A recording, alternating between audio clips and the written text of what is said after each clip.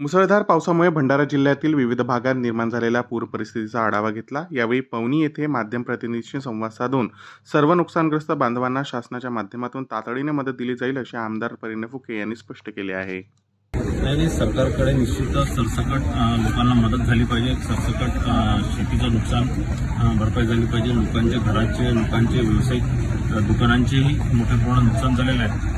आपण जर बघत असणार तर इथे मोठ्या प्रमाणात घरांमध्ये 4-4 आणि 5-5 फूट पाणी होतं आणि खाण्याचं सगळं अन्न धान्य त्यांचं पूर्ण नुकसान झालेलं आहे। आणि निश्चितच सरकारकडे या संदर्भातली नुकसान भरपाई करण्याची मागणी आम्ही करणार आहे। आणि मला असं वाटतं की सरकार 100% आमच्या मागणीला प्रतिसाद देऊन ही मागणी पूर्ण करतील।